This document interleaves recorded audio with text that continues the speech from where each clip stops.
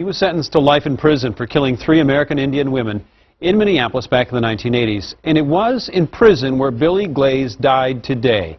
This amid a decades-long push by the Innocence Project to set him free. Fox 9's Iris Perez joins me now. And Iris, they say this fight will continue. Randy, Innocence Project reps feel they must keep the fight to prove Billy Glaze's innocence alive, calling this a bad day for not only Glaze's family, but also the victims' families and anyone who may come in contact with the man whose DNA was found at 2 of the 3 murder scenes.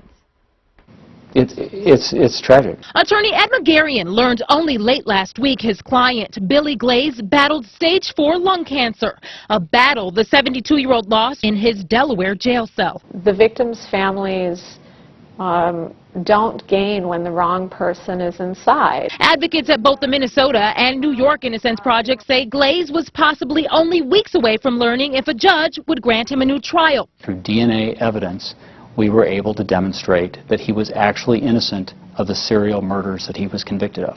In 1989, a unanimous jury verdict found Billy Glaze guilty for the Minneapolis serial killings of 3 American Indian women. But in 2014, the Innocence Project uncovered Glaze's DNA was nowhere to be found at either scene. Back in 1987, 88, 89, there was no such thing as DNA testing. Instead, another man's DNA was discovered at 2 of the 3 crime scenes. If Billy Glaze had been at any of these crime scenes, you would expect at least at one of them to find his DNA. It's not there.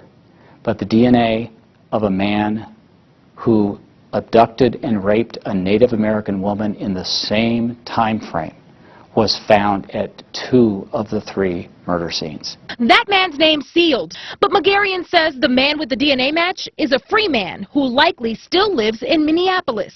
So what tied Glaze to the murders? They used jailhouse snitch testimony. In fact, about 25% of the wrongful convictions in the U.S.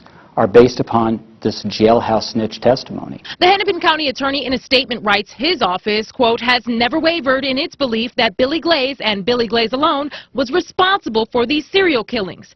Yet nearly 3 decades later, Glaze's stance didn't waver either. The pain of that injustice was very strong for Billy. Why his advocates will continue in their fight to prove Glaze's innocence. And that was absolutely his last dying wish. Glaze's attorneys say they will leave no stone unturned, and if there's a way to clear Glaze's name after death, they believe justice will ultimately be served. The Innocence Project's plan to make headway on this effort next month. Randy, All right, back to you. Iris. Thank you.